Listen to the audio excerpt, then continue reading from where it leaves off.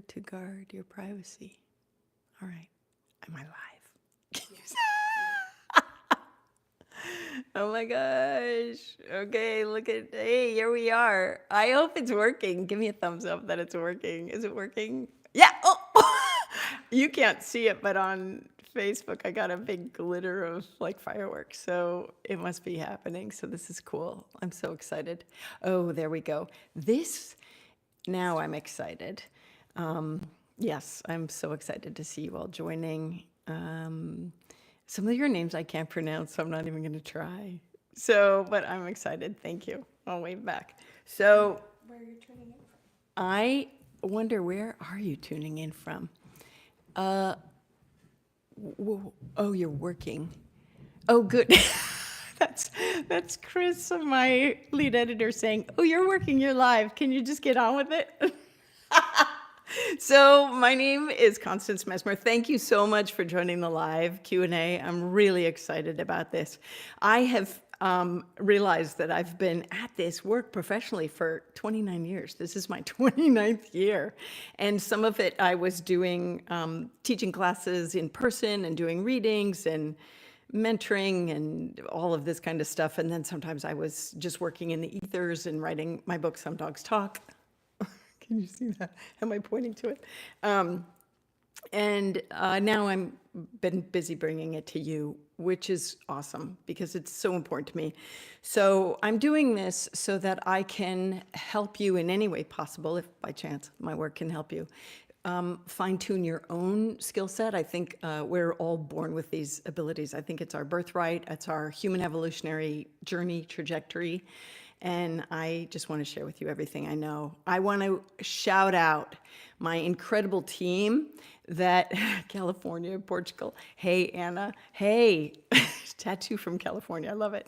So I want to shout out my incredible team that helps me bring this content to you. I couldn't do it without them. And also you that are members on the YouTube channel, you help curb the costs. So I'm really appreciative for the giving that you do and all of the super thanks and everything. It just helps. It helps me on countless levels to create the content and get it out there. So I am grateful. I'm reminding myself and looking at the questions now. So Italian from Louisiana, I love it.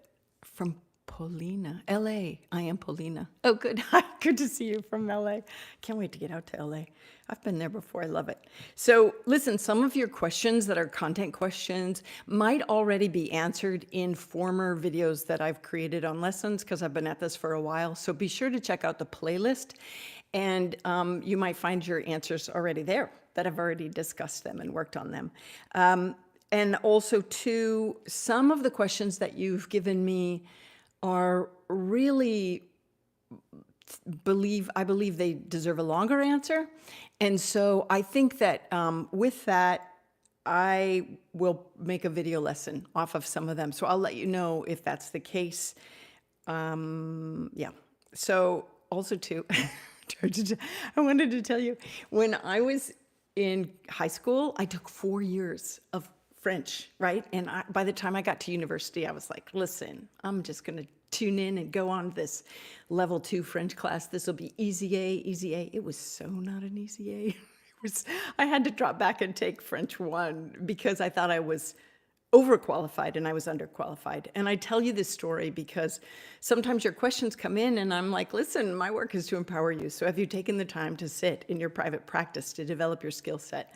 So that's always what I'm going to ask you to do, because then, you know, then you're not trying to clip out of some work that you're supposed to be doing to further your journey.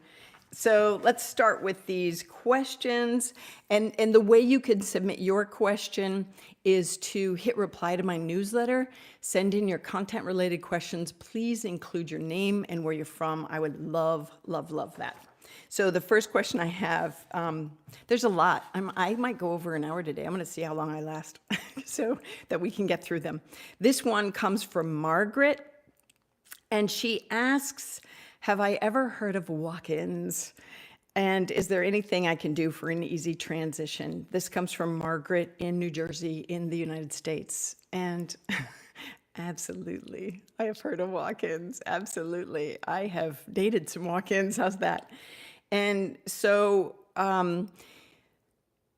Spirit's telling me, explain a little bit. Those of you that aren't familiar, there's a couple of ways that people are aware of what walk-ins are all about. Some people believe that it's just a new soul entering into the body of someone already on the planet. Other people adhere to the belief that it's really about bringing in greater aspects of ourself, whether being more fully embodied spiritually in the physical body, or bringing in past life incarnations into this one to empower us to move forward with the skill sets that we've already learned from other incarnations.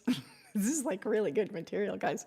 Thanks for helping me, my little spirit friends. So, so walk-ins. I'm going to talk to those of you that feel like you're just not the same as you were. I've actually been having a lot of these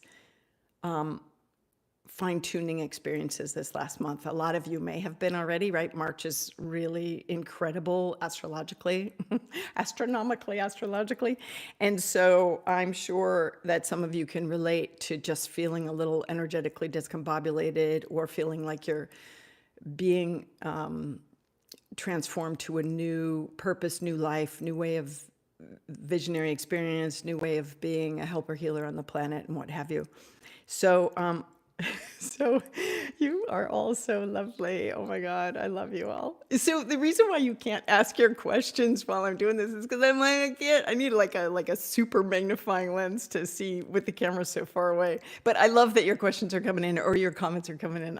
You fill my soul and my heart with just, you make me want to cry. So anyway, walk-ins, back to walk-ins. Yes, yes, yes.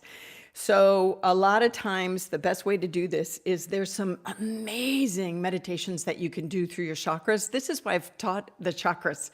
Like, some people aren't getting how important the chakras are. I use them all the freaking time, people. And you're going to need that knowledge for my future lessons, because I just return to them again and again. So as you're bringing this heightened awareness into your body to kind of affect, not kind of, but to work the physical vibration that you are, so that you can be a changed person walking around, kind of new being. It would be great to bring that energy as a meditation experience in through your chakras, starting from way up high in the ethers all the way down through the earth chakra below. And just ground it into your physical presence. So 2 of my favorite things to do when you're working with helping someone else bring in a walk-in experience, or your own self trying to bring in that higher conscious energy, or that shifted energy that you know you're supposed to radiate in this life, is to either bring in a meditation where you're aligning that energy, higher energy, into your body, or actually I have 3 pointers. Or you can do what I do a lot of times, is I'm like, okay, feeling like, where's my energy? Oh, it's way up here and it's trying to come in. Oh, it's me bringing in heightened awareness, your higher consciousness energy. And so I take the time to lay flat. Literally, I lay flat on my bed. A lot of times I've told you my body convulses as the energy, I breathe it in my body and ground it in my body. Another way to do it that I've worked with people in private sessions, so I'm just going to throw this out to those of you that do healing work. There is this very precautionary tale here, very beautiful way of allowing the former energy to leave your body, as you then maintain still a small percentage of it within your body, and then bring in the heightened energy from these former incarnations or whatnot. I'm not going to go very deep into it, but that's as close as I'm going to get. It is amazing. And so sometimes it really takes continually and consciously breathing in that new energy and taking the time, like literally getting out of your space where you're at and go lay down or whatnot. I like to go flat so that there's no bends in the body, because otherwise the energy can get kind of caught up in the bends in the body. So it's much better to be flat. I hope that's helpful. Always ask, though, too, when you're bringing in new energy, is it for my highest and best good to bring this in? Is it for my highest purpose? And then you can also connect with guides and angels to help draw the energy and ground the energy in your body. it will help a lot. It will help if you do this as a daily practice to just kind of reinvigorate and resubstantiate who you are and who you are becoming. Really important, great question. Margaret from New Jersey, I'm glad you answered it. I'm so glad. I'm glad you answered it. Oh my God, I'm so out of it. I am so glad you asked it. Did you notice I answered it very early on in the session? So like, listen, for the past few days, I have been so out of body because I've been writing and reading your questions. So this is from Aurora. Okay, so I'm going to read you. I would love to know more about all the meditations mentioned in your recent newsletter. And it was the January 1% Advantage newsletter. I think it was 1% Advantage or 1% Solution. I think it was 1% Advantage. And I mentioned other forms of meditation that I use, and Aurora wants to know what they are. So Aurora, I am going to actually do videos on those because they're helpful. And there's not enough time to address that now. Then the question is, when I try the exercises related to the psychic abilities, all those soul senses, I have almost never gotten results. But then I notice how my clairvoyance understanding and my clair feeling, clair sentiment probably, and clair sensations too are showing themselves throughout my day-to-day in their own life. What does this mean? Does it have to do with me expecting results when doing the exercises? And is this a way of my higher self telling me that I need to just be in the flow instead? Yes, yes, yes. Yes. Don't worry. Sometimes we strength train physically in the gym, and then we're like, oh my God, I was able to pick up that whole giant bag of groceries that I didn't realize I could actually do.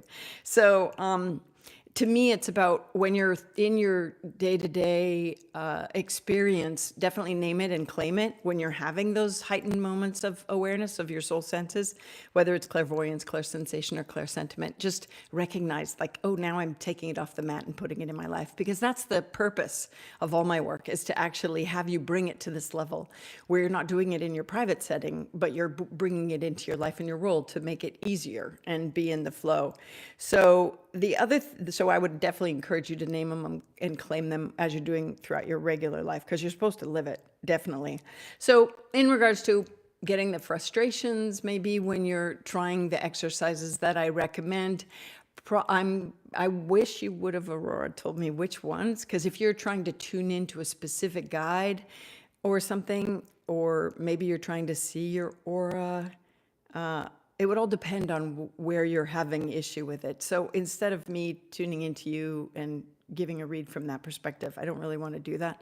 But you're not alone. Other people have said the exercises don't work for me, but but they come out in life, you know, they come out in my life.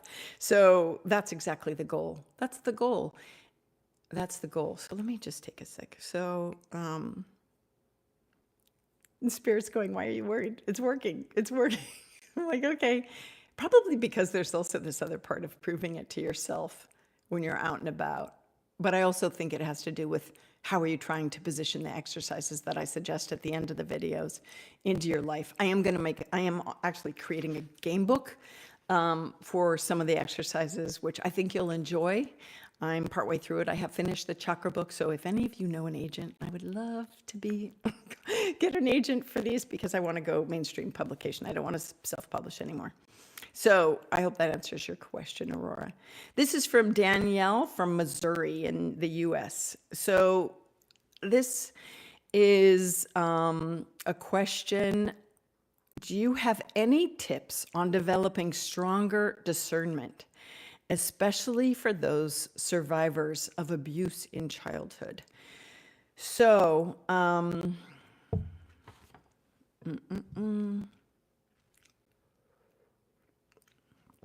Danielle says she wants to strengthen her gifts and use them to heal herself, her community, and she knows there's a deeper connection between these gifts, therapies that she knows of, things like EMDR, and she wants to go deeper into these because she feels she's called to. Ra, yay, you, Danielle.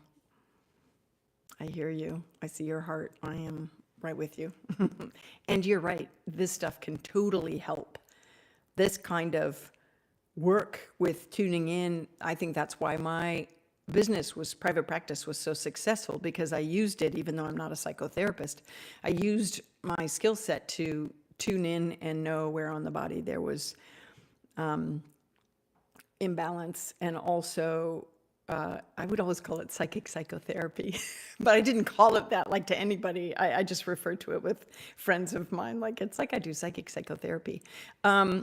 Because it was helpful, and I had to use those skill sets to read the soul to find out what was going on in a bigger picture and where the traumas were and how to help them come to a greater place of awareness and healing. So I'm right with you, Danielle. I think you'll be really top notch at this, and putting this skill set into stuff like somatic therapies and EMDR and stuff like that once you're down those paths. So I think my question is any tips on developing stronger discernment for those survivors of abuse in childhood?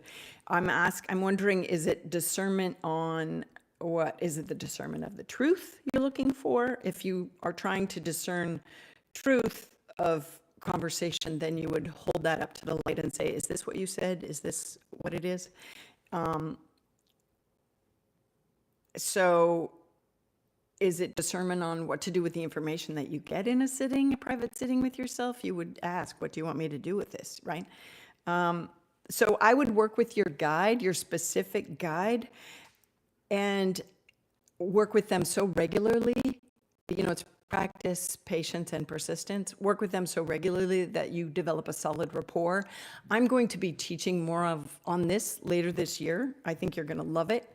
And also, too, if you're familiar and you have a team of helpers that help you out, ask for the brightest and the lightest to come forward to help guide you, and see if you can get a specific person. If you're going to do stuff like working with somatic release therapy and EMDR, ask if you can get a guide that works specifically on soul reading, and one that works specifically on energy, an energy healer, so that you can have specific specialists to turn to when you're doing the specific work.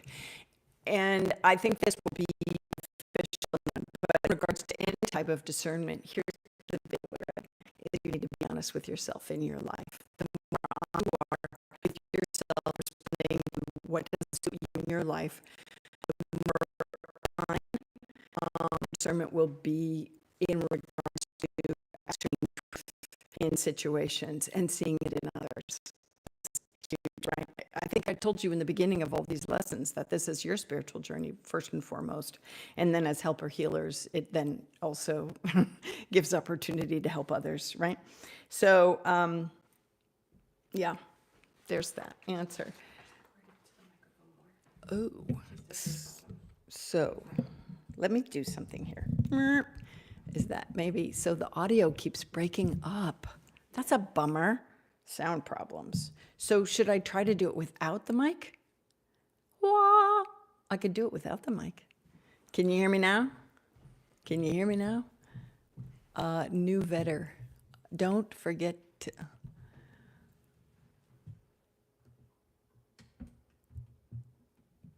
Yeah. No, nothing. It's better, yes. Yeah, it was, the microphone thank you for saying we can't hear you. Speak up. Speaking of which, I have questions about that when your guides don't talk. I should jump to that, but we're going to have to wait. Stay tuned. So, because, can I get to that? Maybe I should answer that. Wouldn't that be? Yeah, let's get to that. I found it. These two questions are about communicating with your guides and when they don't talk and you can't hear them. That's so funny. Spirit, you're hilarious. So, all right, ready? This one is my body. Oh, this one is from Judy, and she doesn't tell me where she's from. Hi, Judy. You're a prayer answered. Love your channel. You're gonna make me cry. Thank you, Judy. You're a prayer answered too. So listen, I always get smells around me, and when I ask this, is this so and so? Is this maybe, I don't know, you're asking about, is this someone in spirit? My body starts to tingle, and I always ask my guides to speak with me. How can I make this happen? So I'm thinking Judy's saying she's not hearing the guides speak literally with her, because if you were saying communicate with me, you recognize that the tingling is communication. It's clear sensation to when you say, is this, I don't know, Josephine, and then you get your body tingles, that may be your yes, right? So it's discerning, how does the communication occur with you? Especially if you're thinking it's a loved one. Loved ones don't always have the ability to communicate on all the levels that a guide could. I'm going to get into that, how you can bypass that, get around that, work with them on that. Those will be in future lessons. Can't wait. I'm going to write a book, Mesmer, on mediumship and telepathic communication. That will really help. Then I can go into, nerdy detail like I love to do. But what you want to do is trust your other soul senses. Don't discount them. And if you don't remember what the definitions of the other soul senses are, check out my book, Your 11 Soul Senses.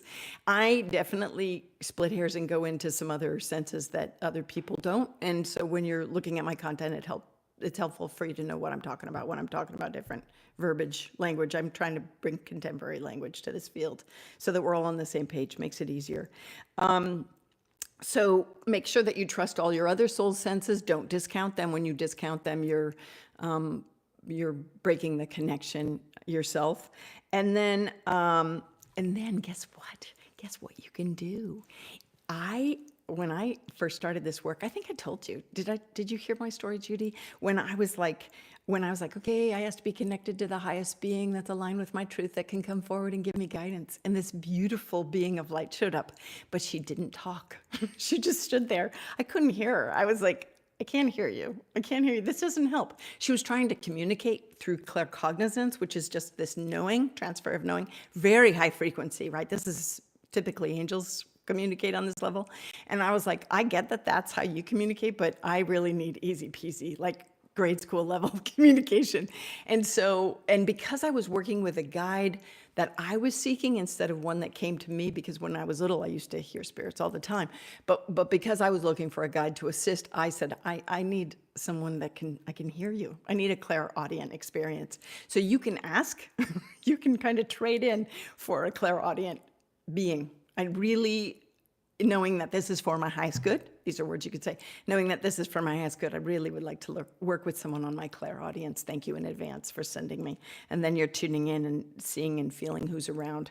So, but definitely clear sensation when you get the tingle, when you ask and your body tingles or thrill bumps, goosebumps, whatever, that's definitely Spirit's way of saying, I'm here, let me give you this energetic hug. So don't discount that. So that was that question. Thanks, Judy. Gracie came in with a similar question, kind of. I'm asking Spirit for how to communicate with my dad. We've had issues for years. The dad is alive, I'm assuming. My guides say to him, yes, clearly. My guides say to him, but my guides say talk to him, but they don't give specifics, like what I could say to him. My dad plays his music really loud, and I'm recovering from chronic fatigue, and have noise sensitivity. I want specific help from them, her guides, but they kind of don't tell me. They also won't tell me, like, what is the lesson? Like, what's the greater lesson with her dad? Why am I having issues with him? What could I do differently with my spirit guides? Again, Gracie, ask for a guide that you can hear clearly and go higher. Say, you know what? I really want specific guidance.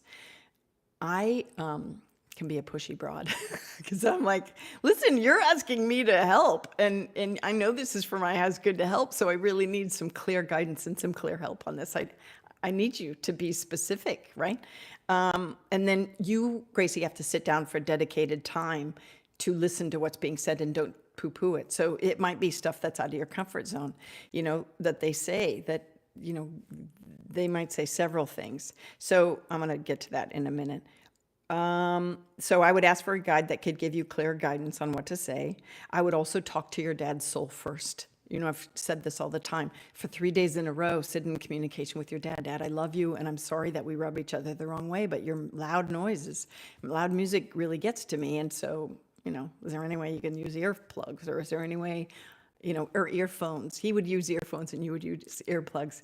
There's these kind of things. And then you could also ask, if I were to ask your guides, the lesson here is compassion and communication. And you even said it, we've had issues for years. So this is about you coming to a new level of compassion and communication together. And I've had to do this with loved ones too, coming to them and saying, listen, I need to have this conversation with you. And I just am hoping that we can do it in an adult way with a lot of respect and communication and compassion. And then get a mediator if you need it, to just say, listen, is there any way that certain hours that when you're playing your music loud or listening to your TV loud, that we can arrange it so that I'm not around, right? And so it's about respecting each other's spaces. So this kind of thing, yeah, definitely. Kristen is my lead editor, and she's posting links in the YouTube channel for other videos that you might be interested in watching that would help with some of the things that I'm speaking to. So definitely thank you, Chris. So that's what I would do. I think the lesson is about communication skills and asking, it feels to me that, I hate to give this stuff away, that he's got hearing issues. And sometimes he's just annoyed and he likes to drown out his own thoughts. So this might lead to really deeper conversations, right? Immense blessings to you. Hello, Pearl. Thank you. Thank you. Right back at you. Blessings. Listen. Okay, this one is a really interesting question, right? This one is, this comes from Liz.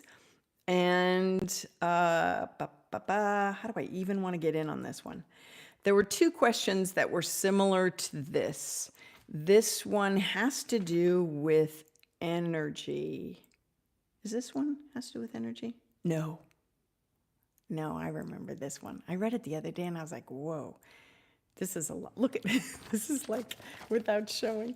This is like, how do I even, I have to highlight what the question part is, because I'm like, whoa, what? All right.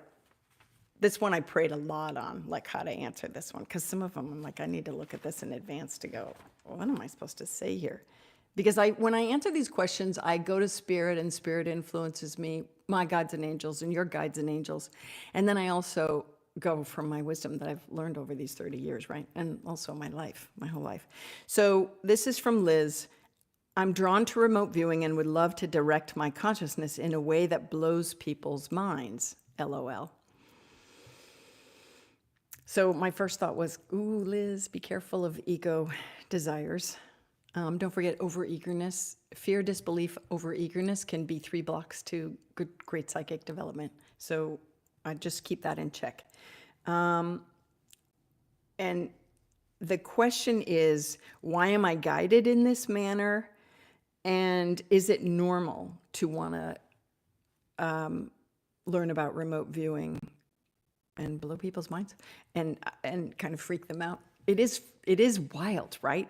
I know that you really get excited, because you mention it in the rest of your letter, Liz, that you get excited when you're accurate with your connection and guidance.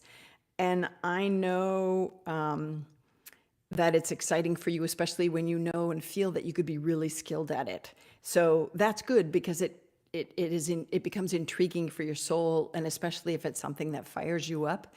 That's what passion and your work in life, or your trajectory in life, or your soul purpose in life is supposed to do, bring you joy and peace and excitement. So that's probably why you're guided in this manner. Remote viewing is probably because there's no way they could deny it, right? There's no way they could hide it, and they would just be like, yeah, it's accurate. And you've already said to me in your letter that you have a lot of joy when you share with your family your psychic experiences, but there's also distress around when you might get things inaccurately. You say, I think I read people's minds, and I thought they said certain things. I'm 1,000% sure of it, yet sometimes they feel like I'm a liar, I think. So that means that sometimes you're getting it right or wrong. And so the question becomes, how can I tell the difference between a real verbal message directed as a conversation between me and another, and one that snuck out of their minds to mine? Like, when am I actually reading their mind, or sometimes am I recalling moments where they didn't actually physically say something, but I assumed they did, or through clairvoyance felt I read their mind and felt that I heard them say it, and they're saying, no, I never said that. So then it becomes really tricky. So I would start documenting these moments so that you could go back in your own time to go, what was that about? How did I hear that?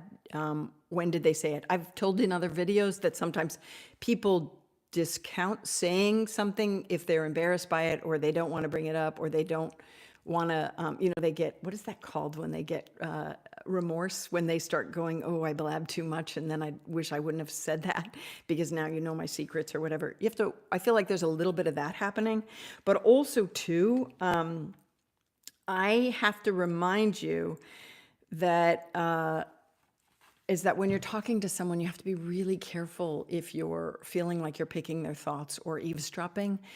There's real ethics in this work in regards to responsible behavior and not overstepping your energetic rights. Otherwise, you will start getting inaccurate stuff if you're if you're if you're if you have motives, ulterior motives. And so you could also sit in your meditation time and ask your guides and angels, what's happening here? I really want to work at this as a skill and I want to help people, but I'm really feeling like there's times when I'm getting thrown a curveball or messing things up. So I encourage you, Liz, to adhere to proper ethics. And I want you to always move on this work with an open heart, always seek honor and truth and personal boundaries that are respected. If I were to give you kind of my 8 commitments to do really well in this field as a worker of psychic work or soul reading or connecting not just on a soul level in your day-to-day life, but as a reader and a worker, I would definitely commit to your own personal practice, sitting with spirit time and time again to develop a rapport and an understanding of how all the different levels of soul senses work. You mentioned in your letter that you've had experiences on some, but not mastered them all, which you want to.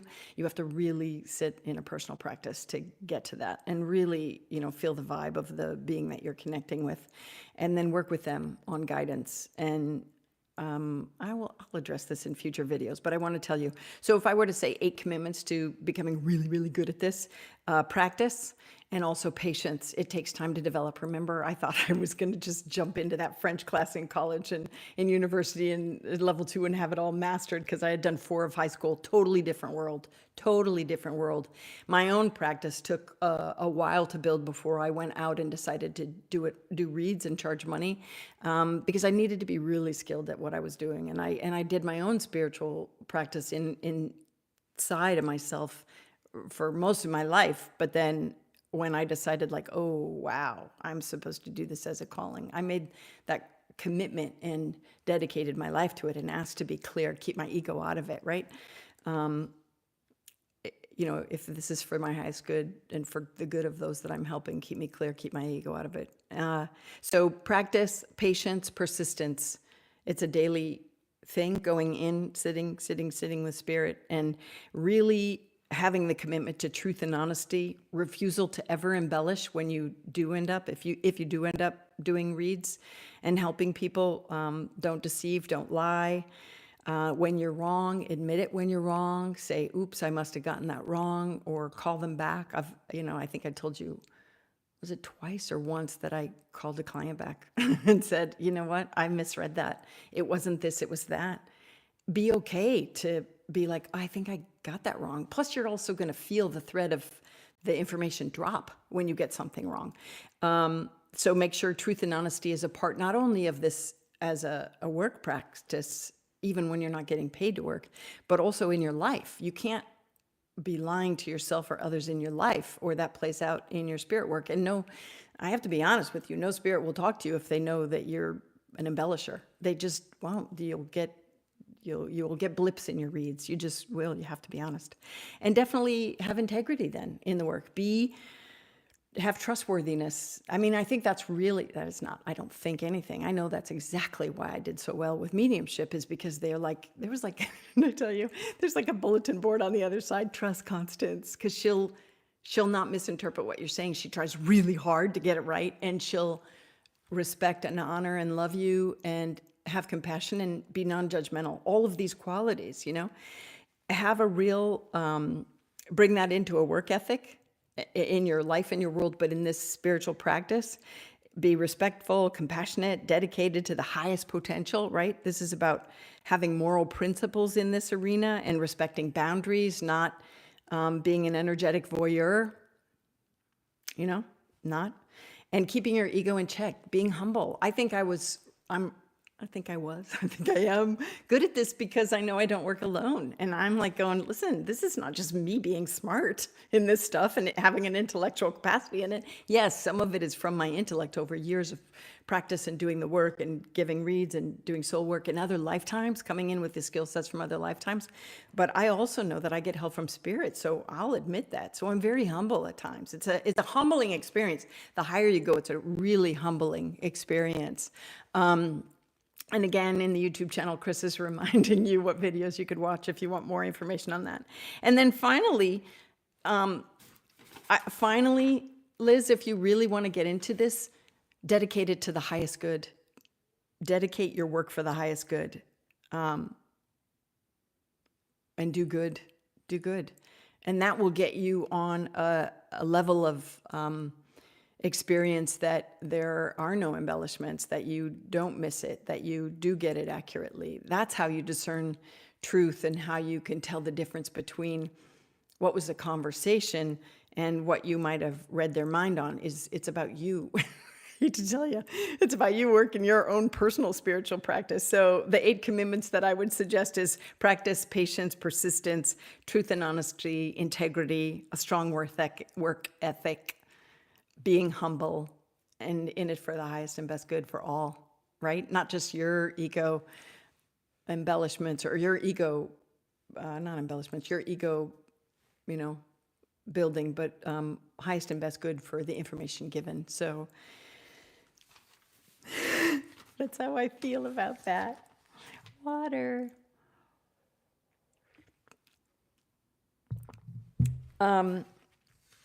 I want to remind you that I would love to have you join the community. I am having a lot of conversations with a lot of you on Instagram and Facebook and LinkedIn, in all the comment threads, and also in the YouTube community. Those are fun places, and I just encourage you to find me there and continue conversations there, and also build community with each other to have continued conversations there. It's really fun stuff. I'm available to you underneath those videos that I post, and I look forward to seeing you in those places. So let's see what else. I have 2 letters on Trickster energy. So this one is interesting. All right, I have 2. So you're gonna have to really ride me out with this one, like really ride along. Okay. So this one is from Ginger in Pennsylvania. And when I first got this, I was like, oh my gosh, poor Ginger. I'm curious if Trickster energy can deceive you in any way that distorts your reality visually, right? I have a couple of videos on Trickster energy. I don't usually like to give them much airtime, but I do have to, right? So I'm curious if Trickster energy can deceive you in a way that distorts your reality visually. I understand that with claircognizance and clairaudience, Trickster energy could deceive you by making you think you're connecting with guides who aren't of the highest light. However, is it possible for a trickster to alter physical text that you read online in black and white? Can Trickster energy make you know that you're reading a piece of information which you are sure you saw with your own eyes, and then when you go back to the site, the information is completely gone?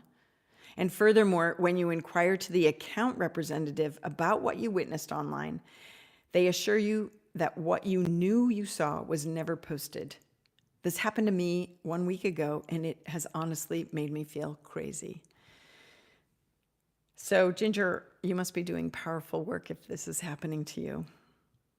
You must have powerful trajectory if you're getting messed around with in this way. Yes, it can happen. Actually, it's also happening now, right? Consciously on some platforms because of, we all know this. It can happen with government interference, but it can also happen with manipulation. And I think there's a lot of layers in this question and in my answer. I would ask for high help in these situations. You can call on angels more often and daily, Ginger. I think you actually should get powerfully acquainted with your angelic team.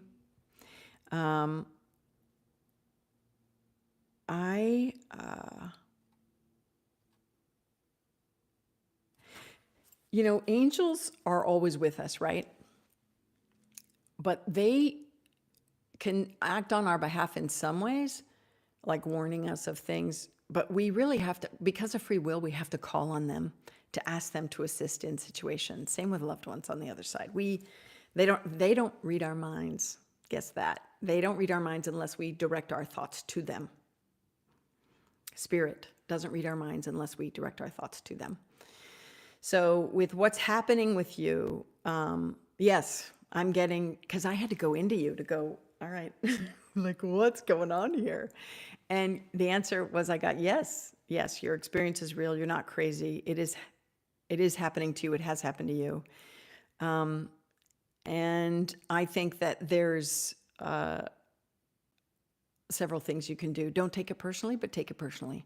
So in other words, I'm like, what do you mean by that? So in other words, don't let it drive you crazy or make you think you're crazy. And Spirit's actually saying, which I can't believe this is personal, Ginger, go into a lifetime where you were made to think you were crazy and you didn't get to claim your power. I'm feeling like this is a mirror of a lifetime holding up for you in this lifetime so that you can work to release it. So if you can find anyone in Pennsylvania in your area that does past life regression, it would be phenomenal. I think that will help. And I would also, commit yourself on this huge scale of what you are going to do in this work or as a helper healer now on the planet.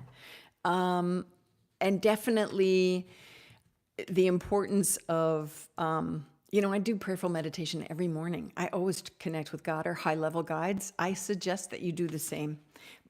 And when I was little, we learned that angel of God, my guardian dear, to whom God's love or source, whatever you guys, commits me here, ever this day, be at my side, to light, to guard, to rule and guide. I still say that. Can I tell you, I still say that because I believe it. And so figure out your method of protection and wrapping yourself in light as you go about what it is the trajectory of your life is about. So sadly, yes, those things can happen. They are legit. They are real. And I don't even know, right? It's so freaking weird. But that's my guidance to you, Ginger.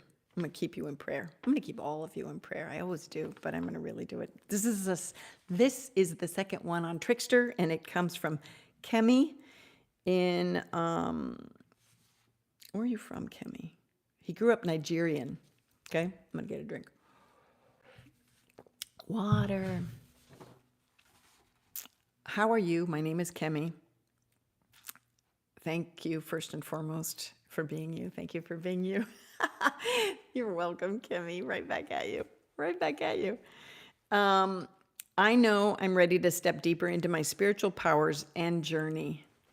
Raise your hand, everybody. Same. As of now, there is one thing holding me back: fear. I grew up Nigerian, where black magic is the norm. I think I've built this belief that evil entities are very strong and powerful, and sometimes I doubt or wonder if I'm actually protected. You are.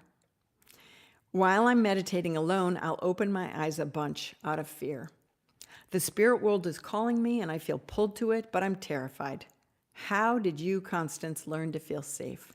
I do visualize the white light surrounding me, but maybe I doubt its effectiveness. I'm struggling. Thank you for your help. Yeah, you have to believe that the white light is really your power barrier. It will protect you. So it's with intention. Otherwise, it's just a visualization words, right? You have to back it with this this is it. This is it. First of all, how did I manage? My God's bigger. How's that?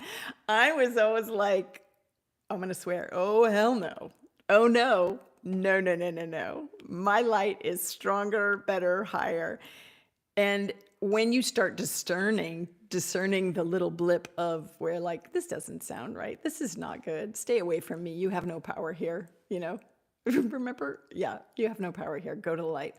And then immediately wrap yourself in the light again and ask for the highest being to come collect and, hold on to you. So ask your angels to help. You have to believe and forcefully know in your heart that your goodness is more powerful and stronger. That's the most important thing. So for me, when I went through rounds of being scared, I would pray immediately because I believed in the power of prayer. And, and people wear prayer beads. I would wear a rosary, and I still do. I decided to wear it today. And, and I use it as a protection, and that's a fine. And can you tell I'm swinging my feet? I'm like going, boop, boop, boop, boop.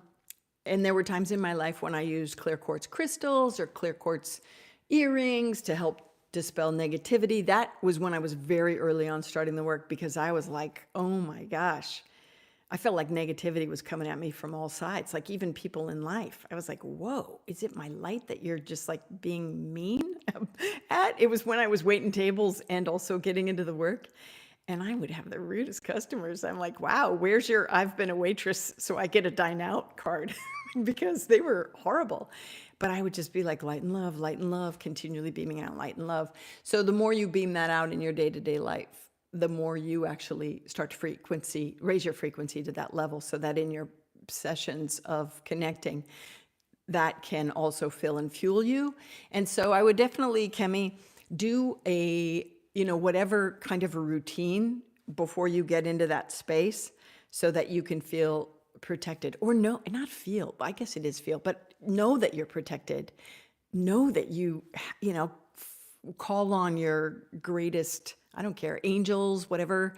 Some people I know use Archangel Michael or Manjushri, just these high beings of light that will cast away any darkness. So, and especially when you work and start tuning into those higher frequencies, anything lesser evolve, like even beings that have died that are trickster energy, they can't resonate at that frequency. And so it falls away. I believe you are here to do powerful work. I do hear spirit world is calling you. I imagine you are pulled to it. I see it already. I also want to say to you, Kemi, I hate to say this. Ooh, it may be that you're supposed to help ward off the darkness off other people. I've told you there's been times when I succumbed to my work and I said, okay, bring it on. Whatever you call me to do, I'm going to trust it. Even if it becomes scary, I'm going to trust that you give me the tools. And so any of those moments that I was scared, I was like, tell me what to do, calling on the light.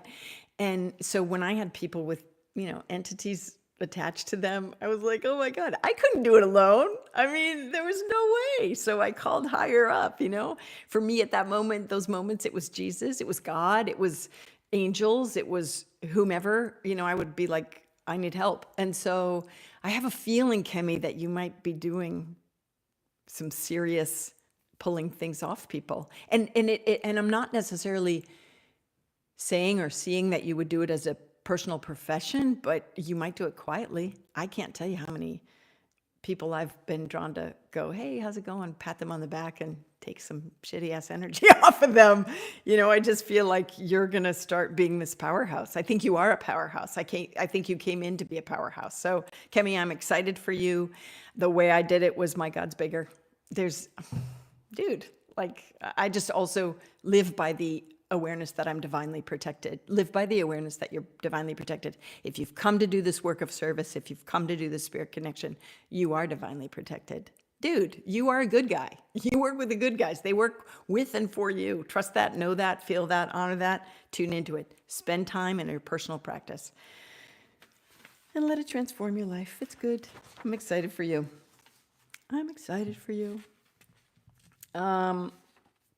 Yeah. Black magic don't got nothing on me. None of it does. My God's bigger. So I'm not tempting anything either. I just know I know who I am. Okay, so this comes in from Patricia from Connecticut. Oh my gosh. I'm like, wow, we're like moving right along. So this is a funny thing. This is a question, and then she gives her own answer.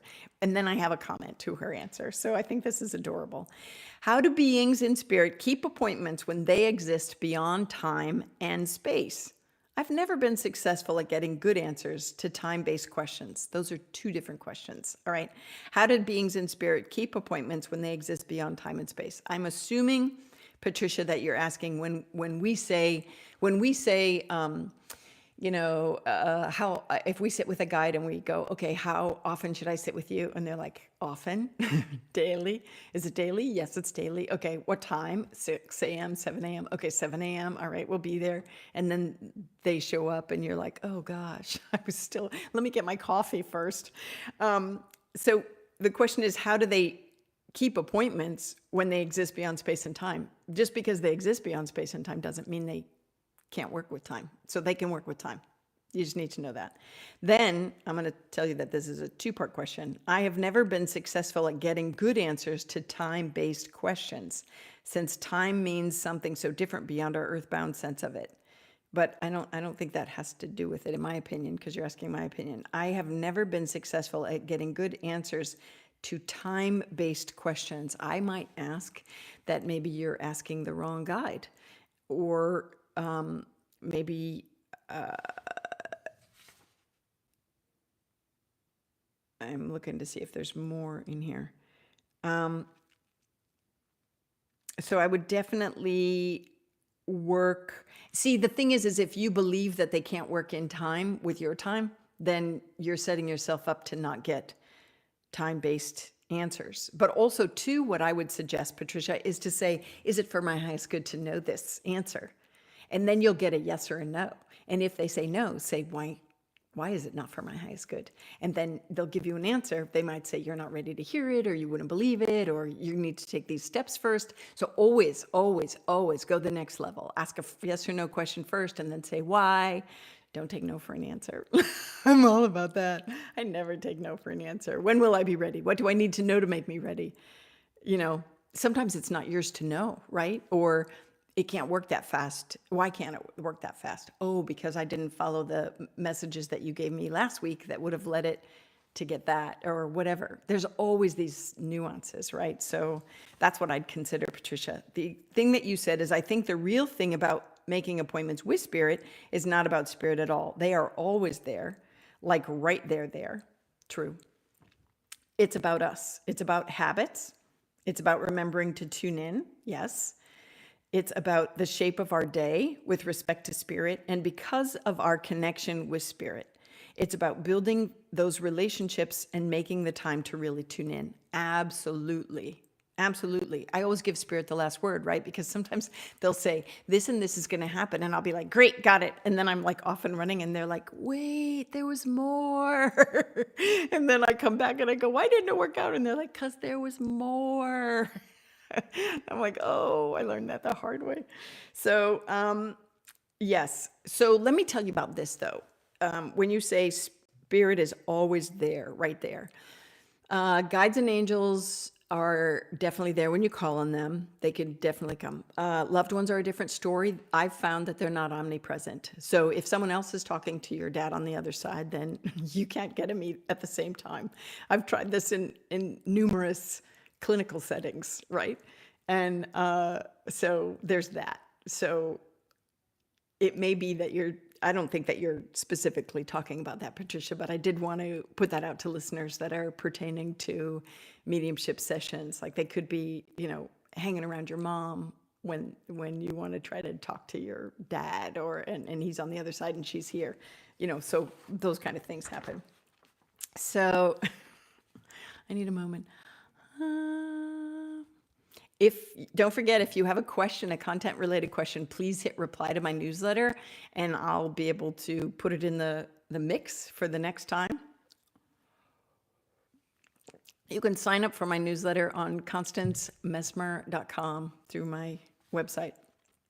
So this one's from Melissa. Okay. So, oh yeah. Someone just reminded me, was that you, Chris? Don't forget, you can always, when you're working to get an answer from spirit, you can always put your hands on your heart and say, did you say that? Please make the connection clearer. Speak up, I can't hear you. Can you give me more than one level of communication through one soul sense? Can you get it through other soul senses? Dude, they're totally here to help you, and you're here to help them, right? Ask, what can I do for you today? That's powerful. When you start doing that, I'm getting chills. Your whole life will change when you start saying, what can I do to help you? Freaking amazing. I'm not even going to tell you. Wait till you see. Okay. But I always say, put your hands on your heart and, heart up or down, because it helps make the connection clear and it's a focused connection, right? You also see me doing this, connecting higher for those. So find your way. And some people need to make that connection in their, like a dedicated prayer or meditation time, sitting quietly, doing nothing else. I do it with coffee in the morning. I do it on walks in the woods. I do it throughout my day. Some people don't really like to sit still. So trying to close their eyes and go into like a real focused connection there doesn't work for them, but they're really able to zone out when they're going for a walk in the woods and they're just like chatting away with their guides and angels. Do you. It's always about doing you. Yes, agreed with you, Jim, is to say, can you show me a sign in the physical world? I love those. When I used to teach people I called it opening to spirit or learning to channel, opening to spirit. We would always close their session with, give me a sign in the physical world. Let me see, your name in print. Let me meet someone with your name. If you ask for your guide's name or a name you could call them, stuff like this, give me a sign. And don't go looking for the sign, right, Jim? I know you know this. Don't go looking for the sign because they like surprises. So if you go looking, you're going to miss the sign or the sign will be delayed. But it's always so funny. And then laugh with them. When you see the sign, say, thank you, thank you, thank you. And just laugh and feel the yummy, energetic hug of goosebumps, right? That you got the sign, you got the message. They are real. This is real. It's all good. I'm so excited for you. So yeah. For the newsletter, by the way, I just have to tell you, even though I could write a whole book on manifesting, and I will, because it's in my lineup of books to write, I've given some quick bullet point details in my current newsletter. It's my lead magnet. And in other words, what that means is it's my gift to you for the season of spring and spring here in the States. And so you can get it, Messmer's Manifesting Guide, through my newsletter. And if you need to get that, just sign up on my website, constancemessmer.com, and you can click the link to get your copy. And I just think you'll have great fun putting it in practice for manifesting, because that's one thing I've been really good at my whole life. So like since I was little, right? All right, so this is from Melissa. I don't know where Melissa's from. Please tell me where you're from, people. I want to know where you're from. Thank you for all your efforts. I've really enjoyed all the videos and podcast sessions I've listened to. And thank you for explaining the different ways people can and have experienced these soul senses. You are so welcome, Melissa. Thank you for saying that. Thank you for saying that. If you watch my content, then you know a lot of my lessons, they're not so much how to as much as they're illustrative stories. But they're not like step-by-step how-to. Those will come later. But I think that they're incorporated in the material. I start with a personal story. I say how you might be experiencing it in your world and things you could put into practice in your day-to-day life. I mean, I hope. They must be helpful. You're watching.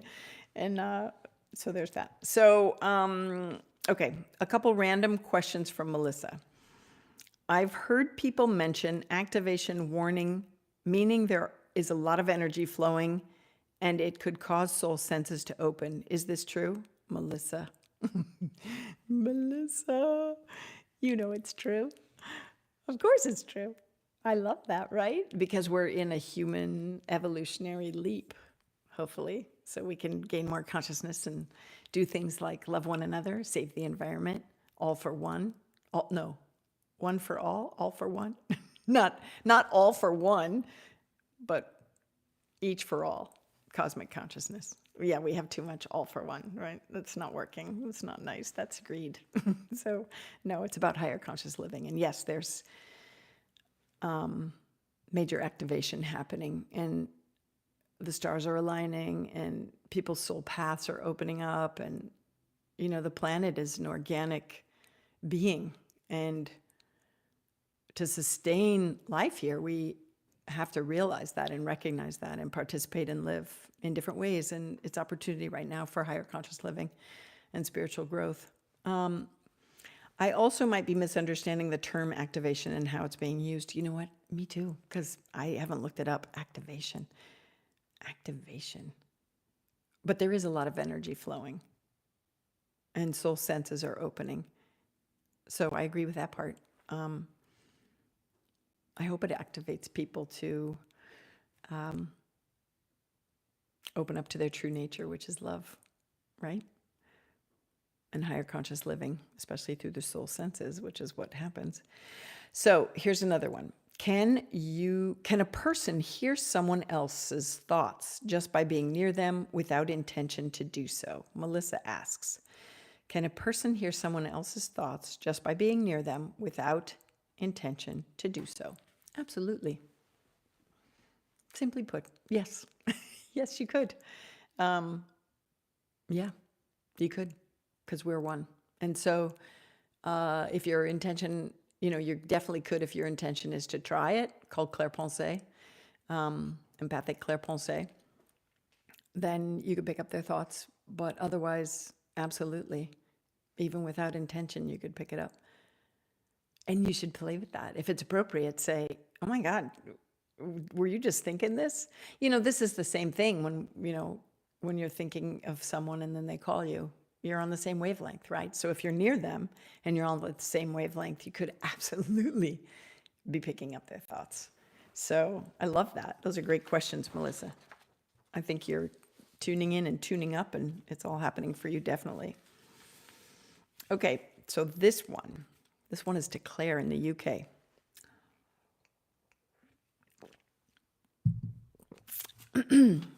It was a long letter, but I'm going to read some of it to you so that you can get the gist. I had an experience only a few weeks ago after seeing my crystal healing therapist. I have never meditated and want to start. I am new to chakra healing and want to connect with my higher self and feel like I'm on a journey to go within and learn to love myself. Ra, yay, you, Claire. I had an amazing experience when lying in bed trying to sleep. Often happens then because we're at ease, right? And we're in those spaces kind of between. A bright white light flashed in my eyelids. Oh, I'm crying with you right now. A bright white light flashed in my eyelids really bright, which then showed me bright white paper like a scroll, which had Egyptian symbols on the paper. You are in my world, girlfriend. I did freak out as got scared and opened my eyes. As I closed them again, I felt for a while afterwards very lightheaded and felt like I was leaving my body. Question mark, exclamation point, question mark. Please, can you help me with this kind of experience and what I need to do to stay safe and open up to my higher self in the knowing? I'm okay, and in the knowing that I'm okay and trust what is happening to me. Thank you, thank you. I would love some of your guidance. So I'm going to further on with a follow-up. She said, I need guidance as feeling unsure about opening up and meditating if I'm receiving visions or leaving my body when I haven't even asked my higher self to do so. My dear Claire, I love this. Thank you so much for being with us today, Claire, because I loved your question. I am you and you are me, baby. I have had these experiences, and they happen a lot to me. When I lay down and I get visions or leave my body. So If I were to ask you to put your hands on your heart right now, Claire, and ask, is it for my highest good that this is happening? Absolutely. Is it something to be scared of, or is it a scary new thing for you? It's a scary new thing for you right now. When it happens, it's usually because our soul has aligned it to happen. And I'd say, wait for it. Like, I'd say roll with it, baby. I'd say just roll with it and just be like, but be conscious that you're rolling with it and seeing what you're seeing and saying, okay. And when you witness it, what happens with all that light coming in, Jesse, you even too, or Joyce, you had a blinding light happen too. I can relate that when all that comes in, that lighter frequency is a divine path. It's fine. It's when you feel like heavy or going down or something's weighted. That's the whoop, whoop, whoop. Something's happening. Open your eyes. Maybe not for you.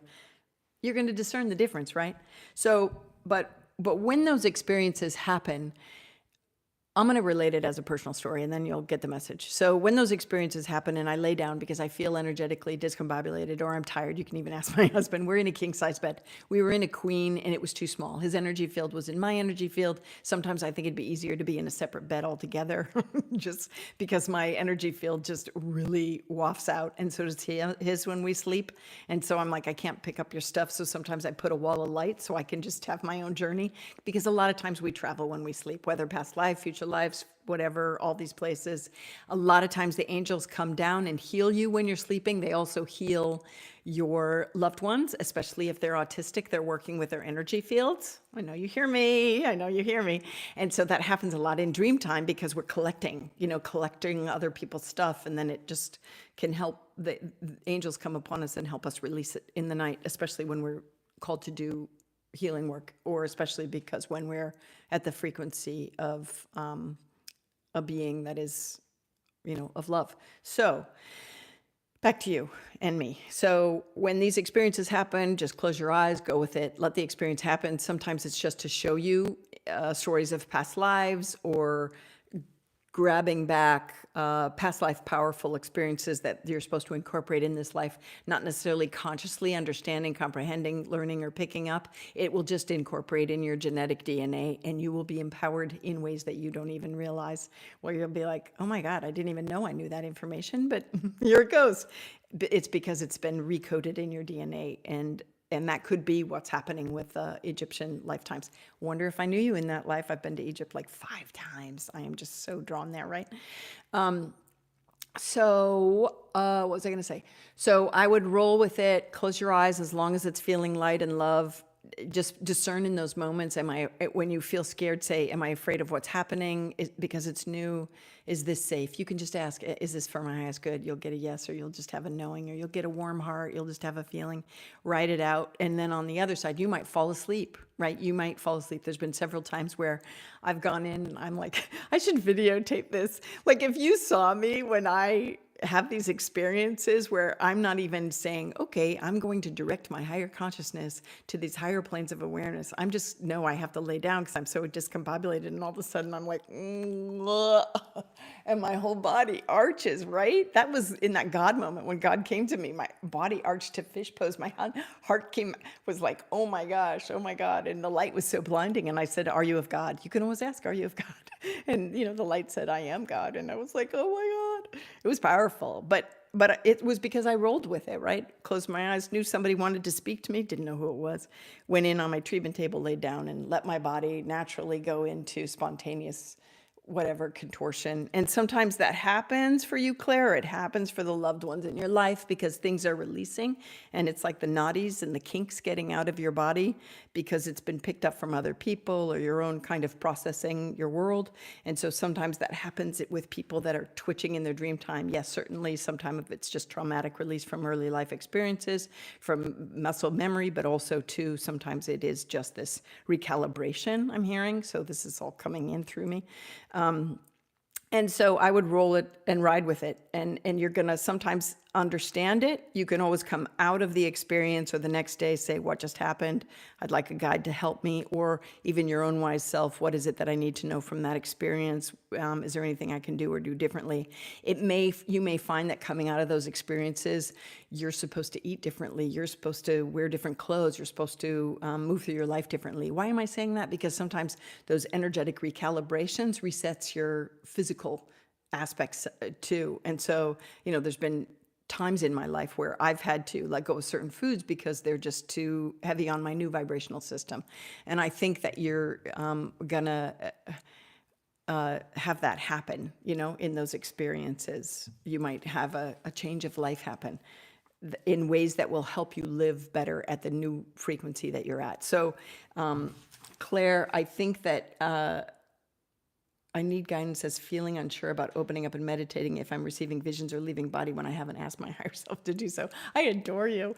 Yeah, but if your higher self, if you were asking, is this for my higher self, write it out.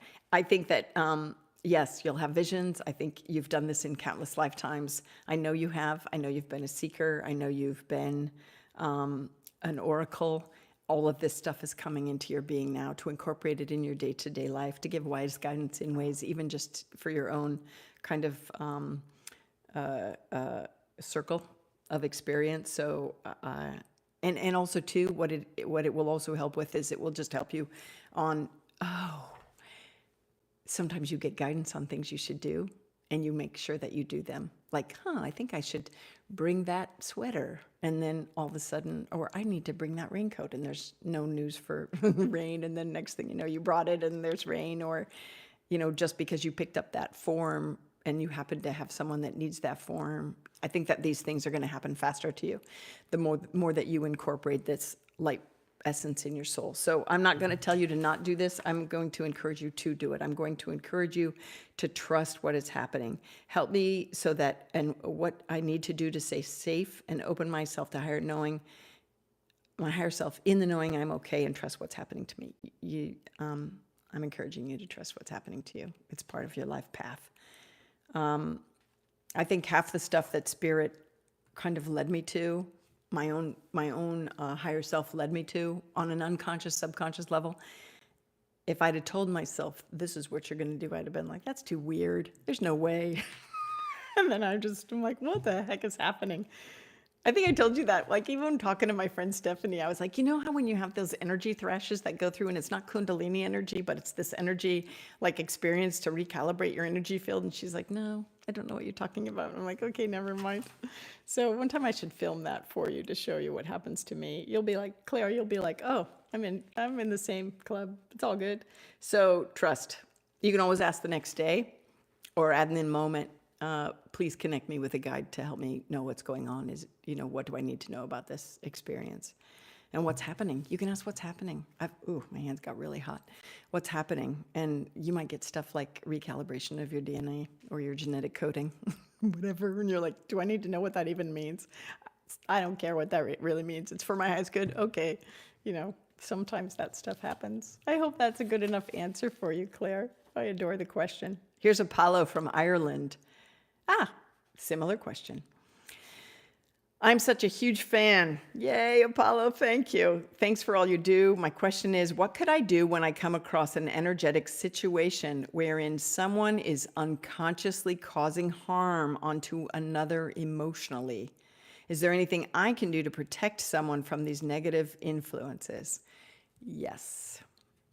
First of all, Apollo, thank you. From Ireland. Thank you for listening, and thank you for being present and here on the planet at the same time I am. I love that. And also, I think that when you're aware of these as an energetic situation, that someone is unconsciously causing harm to another, you're being made aware of it because you can do something. So there's my first hit on this was to be a mediator in spirit world. Isn't that cool? And remember my video, The Power of Three? It's where you get to,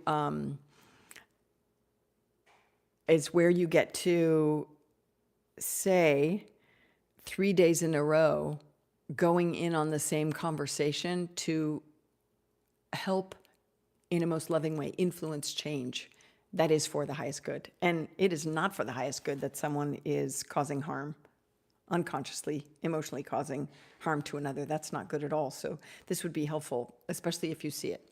If you see something, say something. So to mediate in spirit, what would that look like? You would imagine closing your eyes, putting yourself in a meditative state, which just means focusing in on these two and picturing them in your mind spiritually, and talking to them. To go, what's this about? Why are you doing this? Do you recognize you're doing it? Holding up a mirror surrounded by pink light at the person that's causing the trouble and saying, do you recognize you're doing this? I see that you're doing this. And then what is that about? What's the dynamic? Is there a past life you two need to talk out? Stuff like this. When you help bridge that gap, you are actually kind of you are a mediator in spirit realm. So this would be beneficial. You have to just tread in those spaces lightly and with love, and no anger or disappointment, but more so curiosity. And do it 3 days in a row. And you could ask, what's this about? What's this about? And when you get them talking on a soul level, not physically, right? This is where the magic happens.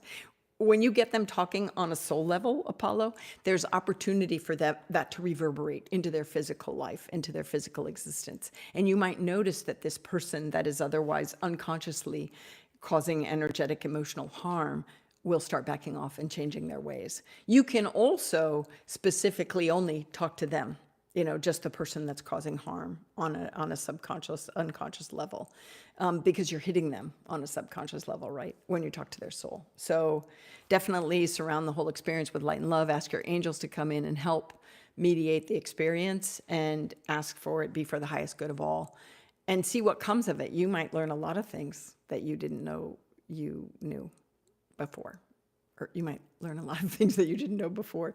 So be open. Go in with an open heart and an open mind.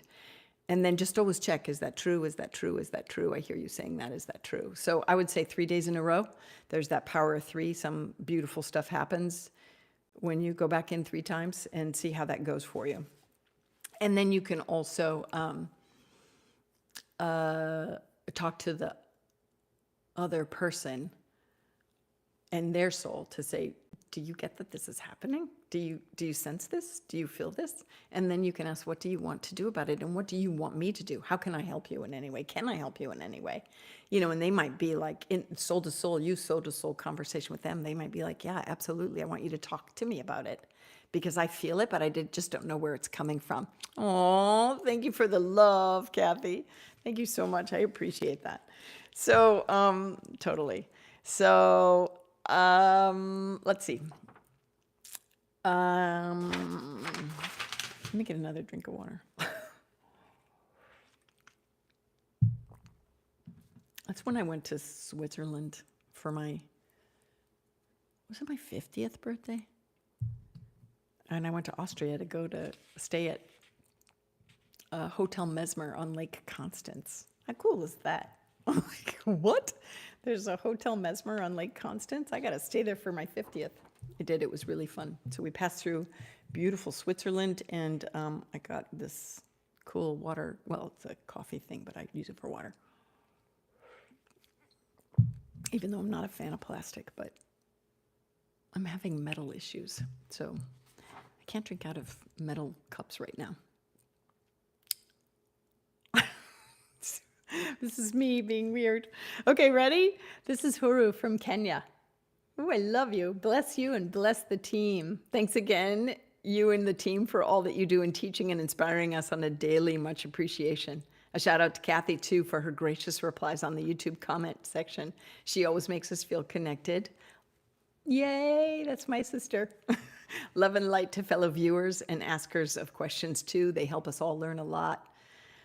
Huru, very cool, from Kenya. Thank you for that, all that love and appreciation, and I agree with you. These questions do help people. That's why I'm answering them. I'm like, okay, even though I'm going to have loads of content on down the line that I want to teach you about, and these will help some of your questions in advance, but the questions are great, because I think that I'm meeting you right where you're at. Since I can't hug you, literally, I'll just hug you all figuratively through the airwaves. So, the 3 questions from Huru. Why do people change their voice and have body jerks when channeling a message? Because they're having a hard time holding the energy, probably. And sometimes there's a lot of different reasons why, Huru. Sometimes it's because the other being might struggle with using that person's vocal cords, or they might also come in with that accent or reverberation of sound. I've had that experience happen when I've channeled my cool Asian man that does energy healing. So freaking cool. And then you'd think I'd get their names, right? I'm like, oh, yeah, isn't that awful? You don't hate me for that, do you? I don't know. And then my beautiful big black woman that does this, like, kind of just like this really cool energy thing. Like, wow. So when they come in during sessions that I do healing work on, it's definitely in their voice, not my voice, but it sounds like me using a voice. So that's why that can happen. But usually when you hear me, Huru, channel, you might not even connect that it's me channeling, except for the fact that they are very precise with how they speak. They're much better at that than me. And some of my books might be channeled, so they might read without my voice per se. And so this is twofold. One, it could be because they're having the person physical is having a hard time holding the energy, or because the energy of the being is so fully in that they're using their vocal cord or their kind of way of speaking to communicate through. But also why do they have body jerks when channeling a message? Same reason. Could be that they're having an issue holding the frequency. I've been at it for so long that I don't usually have issue holding the frequency, so I don't. Sometimes, though, if it's a new being or a different being, I might close my eyes to really just kind of focus in on them, and especially if I'm giving live talks or sitting with former clients, I would not want to look at their faces, because I would be like, oh my God, this stuff is weird, especially if it was off-planet beings or beings that spoke in this other kind of level of wisdom that there's no way. I was like, I don't even understand these words. Like, they were normal words, but the vocabulary was beyond me. And I didn't want to see how the person would take it in case it was wrong. It was never wrong. It always landed right. But I was like, I can't watch. I'm just going to tell you what they're saying. And so sometimes in those places, I would be like, oh my God, because they were such a different vibrational space that I'd have to really kind of work to have them share my body. Because when you're channeling, literally, listen, this is a pet peeve of mine. People think channeling and mediumship and inner psychic rapport are all the same thing. They're three different things. Inner psychic rapport is when I'm having a conversation with someone else, even a non-vocal. That's me just talking to them. But the second I translate what they're saying to someone else, then I'm a medium. I'm hearing the message, receiving the message, sensing the message, and then I'm passing it along to someone else. But when I channel, I'm letting a spirit enter my body so that they can speak through me without any ego interference on my part. I don't ego interfere when I do mediumship, but sometimes there's interpretation if I have to kind of comprehend what they're saying. But when I act as a channel, I let them speak through me, use my body, and so that there's no infiltration through my comprehension system. So it's different. So that's true channeling. So great question, Huru. I hope that answers those. They jerk, their body jerks. But also too, in those moments, you could say, is this bullshit? Like, are they, because I've gone to people where I'm like, they are so not channeling right now. They'll be like, I'm channeling. I'm like, no, you're not. There's no other frequency than yours. Aren't I fresh? I am so fresh. So you watch with a discerned eye, Huru. All right. You are so welcome, gang. I love that you're all having these side conversations. I'm like, well, who's talking when? I want to look at the thread and see what y'all said. So let's see what else. When wanting to connect with loved ones or persons on the other side that are deceased, what if the person is no longer there in astral but has already reincarnated back to Earth? Can you still talk to them? Yes. Why is that? It's because you're talking to their higher consciousness. And it doesn't matter if they've reincarnated. You're still talking to an aspect of their higher consciousness that is still attached to their personality when they were with you in this incarnation. How's that for an answer? It's wild, right? And I always wonder, like, are they a child having a weird dream about a conversation with someone else? Are they now a dog having an odd dream about having a conversation? Like, I haven't really worked that part out. But yeah, that's what I'm getting. It doesn't matter if they've reincarnated back to Earth. You can still talk to them. You don't remember the third question. Okay, right. So there were only two. Bless you and bless the team from Kenya. Thank you. You are so, blessings right back to you. That's so cool. All right. Listen, there's only a few more. I am going to get through all of these, which is great because then I can catch up because some of these are from January. And I'm like, come on. Yeah.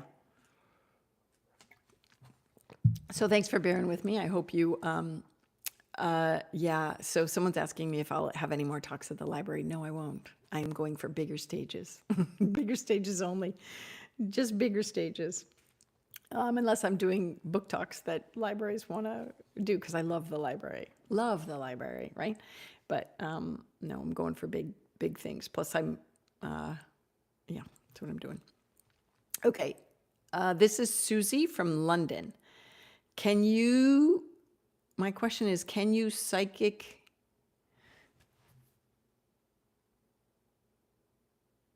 Oh, I think she's missing a word. Okay. Can you psychically see things like auras or superimposed clairvoyant editions like headphones, etc., hats in a video recording of a person, or does it have to be face to face in real life? No, I love this question, Susie. You could totally do it in videos or on TV or whatever. You can totally do it then. And she goes on to say, I'd love to practice my psychic skills on people, but don't have any willing partners to practice with. So it would be great if I could practice on YouTube videos and such. You could totally do that. It would also be awesome if you could give more exercises to practice on our own. Well, I'm currently, like I said, working on that game book, full game book, that another friend in London, actually, Susie, who helped me put together, and off of my content, she helped kind of organize it. I think I mentioned this in the last live. She helped organize it so then I could go through it and then present it out to you. So it'll be full of some great games to play. Again, someone send me an agent if you know someone, because I want a really cool agent that's willing to represent all my work, and I've got a lot of it, but it's all in this area, right? Mesmer on mediumship, connecting, soul level connections, all this stuff. Anyway, so yeah, Susie from London. Yes, you can totally, I love that you're thinking that. You can totally look to see those images around them. I used to do that. I think I told you, I think I've seen John Edwards' show a couple times, and I used to try to get what he was getting before he got it, which was always fun. Or what would I see around people, or, you know, kind of stuff. Yeah, you can totally do it. It's so cool, right? It's so cool. Okay. Dun, da, da, da. I think I have the last two questions here. Whew. So let's see what I have. And this feels good that I'm like caught up on this. Okay. This one is really so good that I want to, it's a good question, but it's really so important, and I think it's one that many people would have. So I'll probably, no, I will make a video on it, and I'm actually going to incorporate it in my book on empaths because it's helpful. Jill asks, does Jill ask? Or,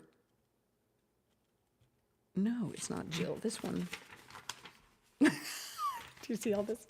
This is a really long letter from Kara.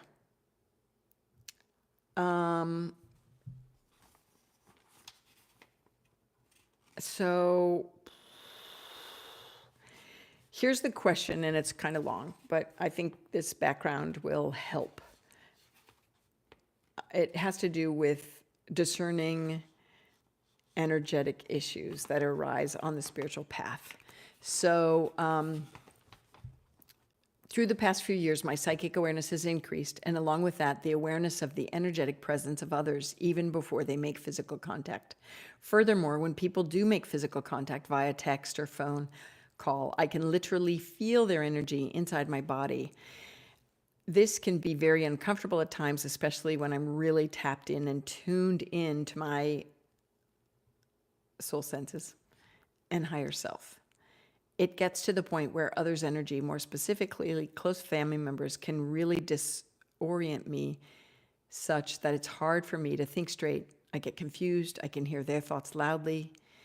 My skin sometimes feels warm and prickly, and I can even feel very uncomfortable pressure that contributes to cramps and sometimes stomach aches around the chakras of my lower body. I wish I knew where you were connecting with me from, but you don't have it. Now, throughout the years, I've found various ways to protect my energy, set energetic boundaries, and release others' energy, but sometimes it takes way longer than I'd like to release. Like it can last a day, and if I'm not tuned in, their energy clings to me for days until one of the energy clearing methods works. This is exhausting, and it impacts my work with clients. I think it's safe to say, since you don't know where she's from, she's a psychotherapist. It makes it harder to stay present and grounded with them, and for me to be fully present in my own energy. I regularly surround myself with white light. I call upon archangels and ascended masters. I cut cords. I create energetic walls where I see myself moving their energy out of my space. I use sage and Palo Santo. I listen to sound baths, meditate, and set intentions to release their energy and for them not to project onto me, but that doesn't always feel enough. Do you have any recommendations on how to navigate these issues? I've tried your methods of grounding source energy through me and into Gaia while setting the intention to release, but I need something stronger. Any recommendation would be greatly appreciated. So, Kara, definitely get a high-level guide to work specifically with you on this, but I have some tips. And I think that there might be other people that might be able to relate to what you're saying. I would, I think this is going to ring true for people that see themselves as overwhelmed empaths that pick up other people's stuff, or it might ring true for people that feel psychically scattered and unable to ground in the traditional sense, right? This is going to be a full force answer, and I don't think that you're probably going to be like, no, do I have to do all that? And I'm like, yes, you have to do all that.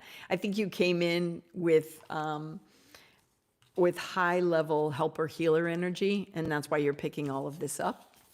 I think that you are meant to become an energy master and an expert in your own energy field. And this begins with the ability to know yourself. You've all heard me say this before. That's going to be the greatest gift that you can give yourself in this lifetime, is to know yourself. Not only does it help direct you to your calling and your gifts and talents, but it also helps you to learn how to navigate your physical and energetic environment. So when I am asking you, Kara, to become an energy master and an expert in your own energy field, because a lot of this is energetic that you bring to me, I'm asking you to know yourself physically, mentally, emotionally, spiritually, energetically, and environmentally, so that you can notice any overwhelm and work solutions. I would encourage you to do an overhaul of honoring your food intakes and any intolerances, noticing any. Spirit's asking me to tell you why I'm saying this. It's because it feels to me, I hate these words, but I'm going to say it anyway. It's like you're a very sponge, that you are the tool of divination. Your body physical is a tool of divination. I think, like me, you move in empathically to read people, to kind of get a sense where they're at. You especially do it in your work as a psychotherapist, but also in your world to deeper understand or to learn and heal and hear Oh, that was a Freudian slip. And so it's really about learning where your energy is and where it's at, and also how to fortify your energy. And part of that is your physical vessel. And so any kind of food allergy testing and refraining from chemical additives or alcohol or drugs. Not saying that you do that, but I'm saying this for the benefit of others that are also listening in. This will be helpful because it will help you stay kind of grounded in your presence without having to have your nervous system and your energy system deal with all of this other clutter. The more you understand and honor any intolerances that are building in you, even energy pollutants, right? And things like laundry powder chemicals or laundry chemicals, stuff like this, perfume smells, things like this. And Kara, I definitely am saying this not just for your benefit, but from other listeners. There's people on the line that are listening. So if you're like, do that already, it's because it's also for another person listening. And I also had a question from a Jill that this is answering. It's also looking at, not just those physical, but in regards to allergy testing and mind-altering things or energetically altering things that you're having to contend with. These create more porous or more, it's too many things. It's like bombarding and overwhelming. So even when you're just trying to direct your energy on what you're picking up and not picking up, you're already having to deal with all this crud. And so spirits told me this morning, like, I went to sleep with your question and I woke up and spirits like boom, boom, boom, boom, boom, right, all these points. And here I thought I'd be making a big long video, but it looks like I'm doing some of it here. So also on a mental level, what's your mind on? And, is it, if it's on world affairs, if you're affected, you kind of notice that you're affected by world affairs or issues in your community, you must take action. You are a person that must take action because you came in as a helper healer. So even if that means voting differently, praying, signing petitions, sending energy vibes out in a conscious effort to raise consciousness, these are all important, because otherwise inaction on your part and feeling as if you are debilitated and not able to act diminishes your personal boundaries and your personal power, and that will affect how you are having other people bleed into your energy field when you don't want to have them do that. So this inaction otherwise will cause buildup in your subconsciousness as woe. And so it's about taking action with issues that drive you out of your mind. Do you understand that little link there? That they are literally driving you out of your mind. So it's about, you need to act. You have to, because you're a helper healer. So figure out, how can I act on this? And noticing too, when you need to maybe turn off the radio or whatever, or only you can help so much, how much, stuff like this.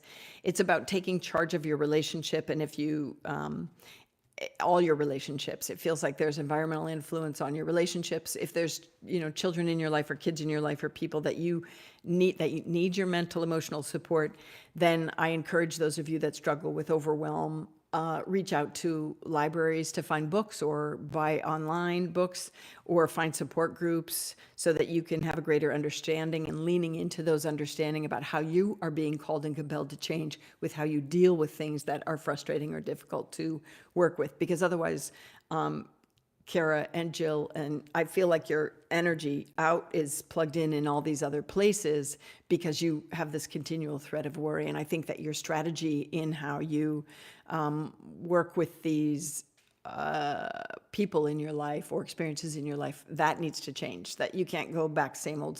It doesn't work anymore. It's actually never worked. How's that? And so it's about getting to support groups or leaning into your understanding. And also important part about mental health in this arena, because remember, Spirit said mental, emotional, physical, spiritual, energetic. The mental part of this is also to get time for yourself in ways that you can replenish and be only in your own soul energy. So it's not just the cleansing and clearing, although it is, which is why I always have my magnet on my refrigerator. It says collected, cleared, and grounded. And I sometimes have to turn to this on my fridge. It's a sticker you can get from my shop to remind myself, like, did you clear, Con? Did you ground? And so even with you, Kara, it's noticing when you need to, beyond that, take time for yourself to replenish. And sometimes that's turning also to, going out in nature or prayer time or bath or whatever it is for you. And where can you get some mental support? Where I live, we have community services that people can turn to kind of help them in different arenas in life in where they're struggling, because you don't have to do it all on your own, especially as a helper healer coming in. And round about this part-time, Kara, you're probably like, why is she telling me all this stuff? This doesn't answer my question, but I assure you, again, it's for other people that are also listening. So when there's overwhelm, you also have to notice emotionally what's pulling at you. Sometimes it's the mental and emotional go hand in hand. And also don't forget to check out the video on kidney spleen, which has to do with worry in that part of your body. I told you Spirit gave me notes, so I'm reading from my notes. Don't forget, where attention flows, energy goes, or where attention goes, energy flows. So especially with people that are doctors, psychotherapists, whether you're a helpful friend, whether you're just a concerned being, you notice. I need you to notice when you're plugging in to other people and when you're plugging into their worries or concerns to try to understand them deeper, right? Notice how you can pull yourself back into your own energy field. Notice when you're, it's about being a mind master, right? Mindful of your mindful thoughts. And noticing when your thoughts are in their direction, you are already reading them. You are already interpreting the information of what they're going through, especially when when you're around them or in proximity, or they're coming in as a text message or whatever, or when you're deep listening and you're already automatically doing empathic clairvoyance, where you're reading their deeper thoughts and their mind. Or even when you're wondering about them, you're already like tapped in. When you're wondering, like, oh, I wonder how they're doing. You're already in. That's it. You're in. So you have to learn to develop your mind as a tool of divination, because that's what's happening when you're getting overwhelmed and overburdened with other people's thoughts and feelings, and it's, coming in your body physical, actually. It's developing your mind as a tool of divination. You are the microscope, right? You are the X-ray machine, and just really honoring that. This is who you are. This is not going to change. I get that you actually came in this way, that you are a heightened, gifted in those arenas to analyze and figure out. And so it's about working with who you are in that way. This is not about, oh, you just need to ground more. That's why it's not working. Those old tools aren't going to work anymore. And as the trajectory of the cosmos changes, in regards to human evolutionary journey and higher conscious living, your higher consciousness is shifting too. And so you're working in this finer frequency. So it's about learning new tools in your for your toolkit. So on a spiritual level, you have to develop your relationship with your higher self and your high level guides. You just have to. And so it's recognizing in these moments, like, oh, do I need to change my environment right now? Oh, it's happening. What do I need to do to step away? Do I want to be involved here? It won't go away.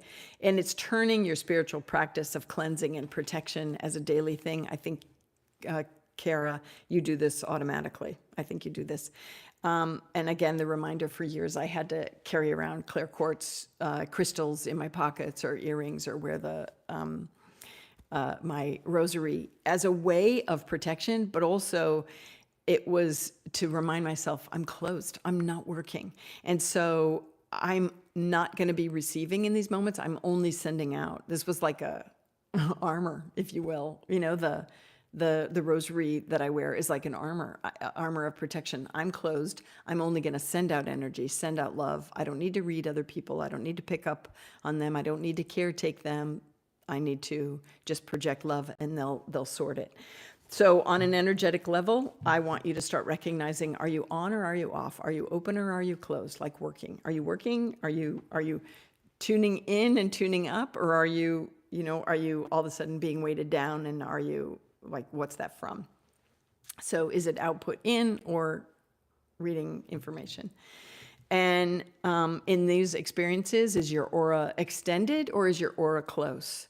I think the early videos that talks about moving your aura is helpful stuff. And I think you really need to, again, become an energy master. And part of that is recognizing, like, not only what needs to be cleared in which chakra that's ready to be kind of released and let go of, especially because they're triggering you in specific chakras. go into that. I would take time to, kind of go into your prayer time and go, all right, what's bringing your mind and heart and attention to that specific chakra? Talk to that chakra and say, why is it resonating here? Why is their connection with me resonating in this chakra? Is this a past life that I need to clear? Is that why they've got like a hook subconsciously, unconsciously, in that area of my being? These are questions that you have in your dedicated time of your own spiritual practice to find out what's happening so that you can move, heal, to release, holding it up to the light. What's for my highest good to know, to offer complete healing. I can't wait for you to get the chakra book. I think it'll help. And then about you learning to see and work with the energy fields and looking at when they're transferring psychic material to you and noticing what you want to do in those moments. Is it Spirit's telling me that you're porous, and it's about really, again, establishing ways to work with your energy, to direct your energy so that you can command your energy, so that you can read when you want to read and not be interfered upon when you don't want to be. This is going to take practice and work. This is not like, oh, do these things and you're all set, because it's about your developmental journey. And to think it out, what are your establishing self-replenishing habits? You need to think it out. Listen to me, you need to think it out, recognize and practice it.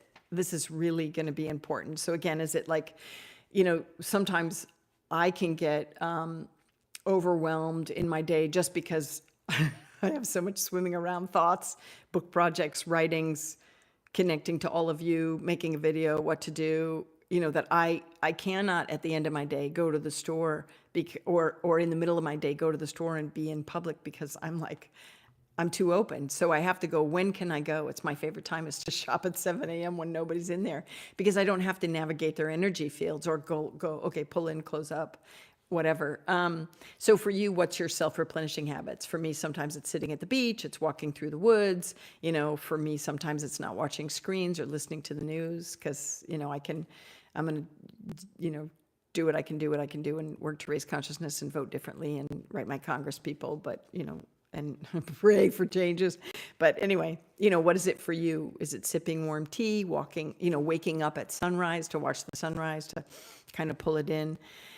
And again, if you're partnered, sleeping in separate beds, single beds, or a king size bed, so that you're not having to work with their energy field as well as your own, so that the energies of the, angels can come in and heal you. You've heard me say this earlier, but it's really important for you that are energy readers and energy absorbers. What about no EMFs, no electromagnetic frequency stuff? Maybe time to always turn your cell phone off at certain times and have a house phone for emergencies. Do you need to wear calmer colors, or rearrange your office or your space so that it's very bland or calming? Sometimes we're so busy in our minds that we need calm spaces, less clutter. And then your environment, and incorporating all of the above practices so that your environment is not a working environment also. So what Spirit's been saying to you is that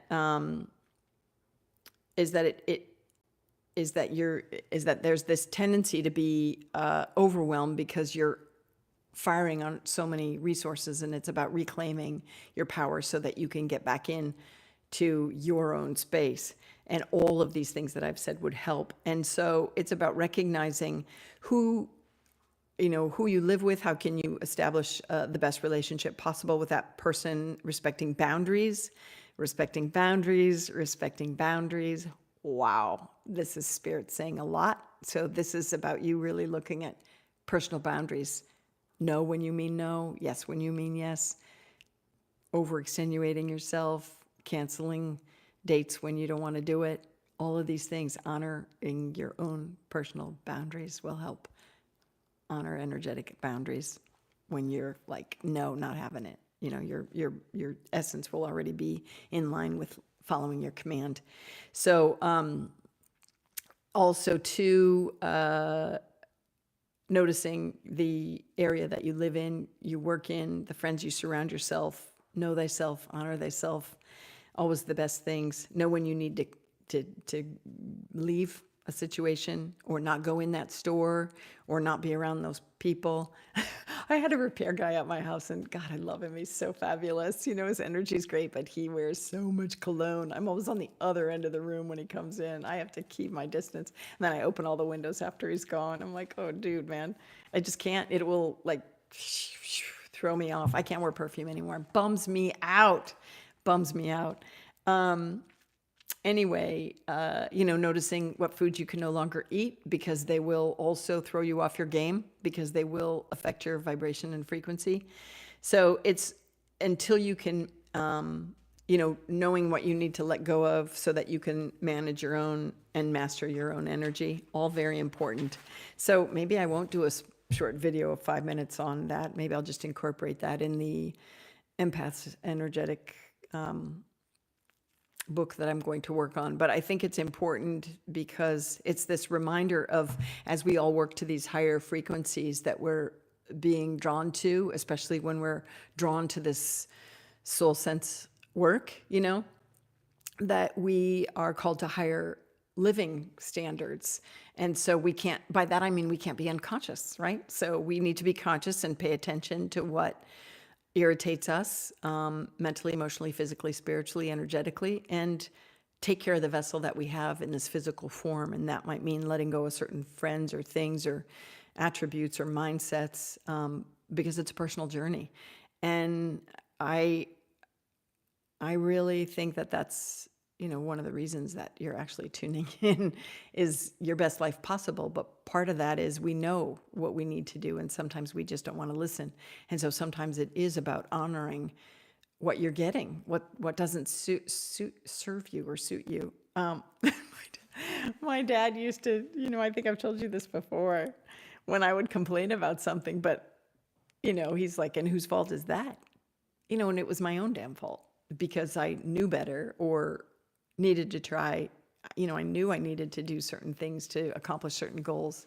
I think I told you I've been getting up and showing up at the office like sometimes by 5:30, 6 o'clock in the morning, so I will have 3 hours of writing time, and it's just my best time to write. And so this is about making the adjustments in your life that might not be comfortable, but will be beneficial in the long run. And I know you know what I'm saying. So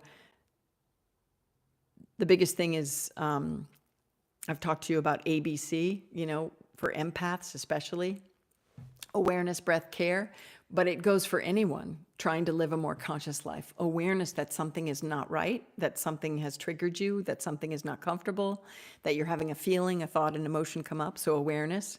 And B is breath, taking a breath. I'm getting the thumbs up on my screen. Taking a breath to ground and collect your energy, remaining present so you don't just run off or deny or have that ice cream anyway or listen to that conversation that's draining you or whatever. A breath, bringing you connected here and now to the moment. Don't run away. And care, ABC, care. What do you need to do for your highest and best good, for your proper care? Do you need to respond to someone? Do you need to move out of the environment? Do you need to change friends? Do you need to change jobs? Do you need to try a different way? All of these things help us maintain cleaner chakras even. If chakras, they are a repository of soul information and how we process and move through our lives, the goal is to have them clear, functioning, and, vibrant self, because that's what they attribute to our energy field, because they are spinning energy vortices of orb light, part of our spiritual essence in our physical body and outside of our spiritual body. And so in keeping them clean and clear and balanced, it's about honoring your truth and what's coming up for you so that you're not, closing them down, hiding away, not becoming self-empowered, but living less than. I don't want you to live less than. I want you to face all of it, face your strengths and your weaknesses, and live in your strengths, not let your weaknesses take you out, but learn from them and adjust accordingly. So I love you all. I'm so grateful. Thank you. I love how I conduct these live talks too, only because I have you to talk to, right? This is about you and me hanging out. Have I almost gone 2 hours? my gosh. So I want to know if you like me. Do you like me? Or do you like me? Do you remember that at university? We used to say that. Does he like you or does he like you? Listen, if you like me, as much as I like you, I show up. I want to commit. I want a commitment. I'm asking you to subscribe if you like me. Subscribe, follow me on social, join my newsletter so that I know that you're as committed to this relationship as I am. Because I love you and I like you. Got it? All right. I think I'm going to sign off. I love you too. Yeah, I'm going to sign off. We got through all the questions. Yay you for sticking around. That was a lot of them, a lot deeper in a lot of them that I thought I would go. And I love that you all participate and also chime in on the conversation in the threads, because when I'm connected to a trajectory, I'm replying with either because I've synced into whomever asked the question or what I'm supposed to be telling. And then there's those of you that are also like, I'm getting this, or I know this from my experience, so let me share it. Love it. Love it. That's what it's about, right? I'm here to empower you. And I love that you're on the planet with me now. I love that you're in my life. And I love that we're having this conversation, right? That we're bringing it real. So I think it's so good. Oh my God, you're giving me goosebumps. I adore you. And so you will be able to watch this again. We're going to save it in the YouTube channel on lives. I think there's a playlist called lives. I think it will only be available it's also playing on Facebook and Instagram, but I think that they hold on to them for a month and then they let them go, but it'll always be on the YouTube channel. And so I'm excited. I'm excited to be sharing this time with you. I appreciate you sharing your time with me. I know it's valuable. I totally honor you. I totally adore you. And I am totally asking the light of the highest truth to come and bless you and keep you and help you discern and help you maintain those wonderful connections that we have that are for the highest good, that are calling on us to be our best self. All right. Until next time. All right. I love you, love you, love you. Okay. Bye. Bye, bye, bye. Thank you. Thank you. Thank you. Now, how do I turn? It's so funny. Da, da, da, da. Yeah, I don't know how to finish on Facebook. Finish on, oh, I love you all. So, I don't even know how to do this. I don't know how to turn this one off. So hilarious. Bye. Yeah, and Lau. All right. Share. Bye. Oh, I love you too.